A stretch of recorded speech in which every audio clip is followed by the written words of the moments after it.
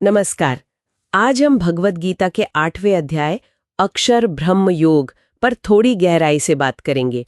ये अध्याय जो हमारे पास स्रोत हैं उन पर आधारित है और इसमें ना जीवन के वो आखिरी पल, उनका क्या महत्व है और कुछ मुश्किल शब्द जैसे ब्रह्म, अध्यात्म, कर्म, इनके क्या मायने हैं, इस पर रोशनी डाली गई है।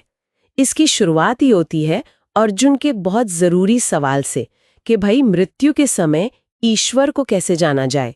तो आइए इसे खोलकर समझते हैं। जी बिल्कुल।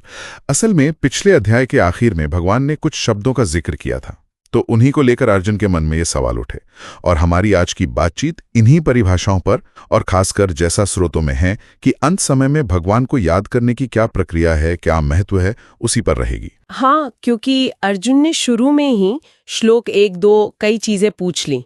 किम तद ब्रह्म, मतलब ब्रह्म क्या है, फिर अध्यात्म क्या है, कर्म क्या है, और ये अधिभूत अधिदैव कौन है, अधियज्ञ कौन है, वो शरीर में कैसे रहता है, और सबसे अहम कि अंत समय में आपको भक्त कैसे जाने। बिल्कुल। ये सवाल तो सीधे मुद्दे पर ले आते हैं ना। बिल्कुल। और श्री कृष्ण ने श्लोक 3-4 बहुत ही, आप कह सकते हैं, सधे हुए तरीके से जवाब देते हैं। यहाँ ये देखना दिलचस्प है कि कैसे वो यूनिवर्स और व्यक्ति दोनों से जुड़ी इन 6 बातों को साफ करते हैं। उन्होंने बताया, ब्रह्म वो है जो कभी नष्ट नहीं होता, परम तत्व। अध्यात्म वो जीवात्मा का अपना असली स्वभाव। कर्म वो क्रिया जिससे हम सब की ये भौतिक शरीर बनते हैं, वो विसर्ग। फिर अधिभूत यानी ये सारी नाशवान दुनिया जो बदलती रहती है।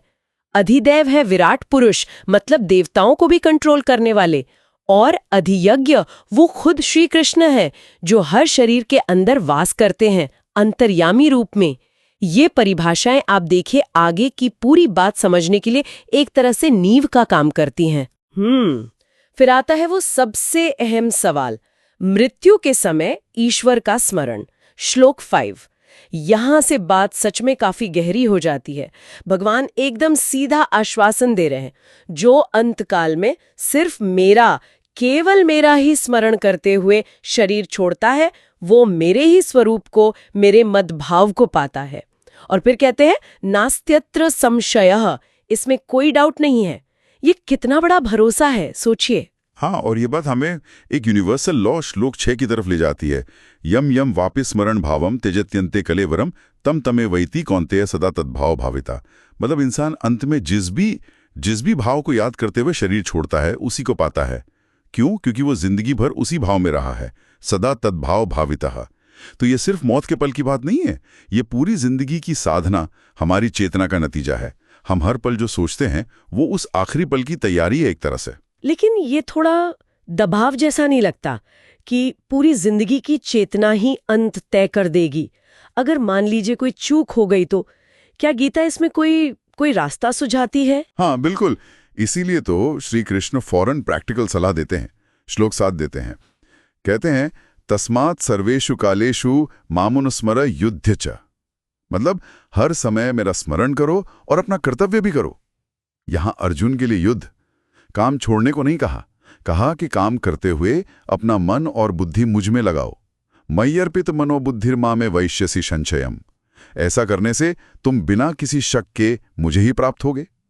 तो ये कर्म और स्मरण का जो संतुलन है ना, यही चेतना को स्थिर रखने का तरीका है। कर्म करते हुए स्मरण, ये संतुलन साधना वाकई कितनी जरूरी है। बिल्कुल। और फिर आगे श्लोक 24 से 26 श्री कृष्ण मृत्यु के बाद आत्मा की यात्रा के 2 रास्तों का जिक्र करते हैं। ये सनातन मार्ग माने गए हैं। एक है शुक्ल गति यानी प्रकाश का मार्ग। इसमें अग्नि, ज्योति, दिन का उजाला, शुक्ल पक्ष, उत्तरायण के 6 महीने आते हैं। इस रास्ते से जो ब्रह्म को जानने वाले जाते हैं वो वापस नहीं आते। अनावृत्ति। अच्छा। दूसरा है कृष्ण गति, अंधकार का मार्ग। धुआं, रात, कृष्ण पक्ष, दक्षिणायन के 6 महीने। इस रास्ते से जो साकाम कर्म करने वाले या योगी जाते हैं वो स्वर्ग वगैरह भोग कर वापस आते हैं।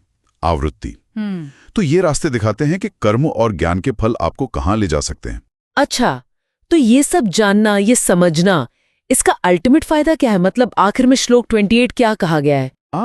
अध्याय के बिल्कुल अंत में भगवान कहते हैं कि इस रहस्य को जो असलियत में जान देता है वो योगी, वेदों को पढ़ने, यज्ञ करने, तपस्या करने, दान देने से जो भी पुण्य फल मिलते हैं ना, उन सब से आगे निकल जाता है और वो परम आदि स्थान को यानी भगवान के धाम को प्राप्त होता है।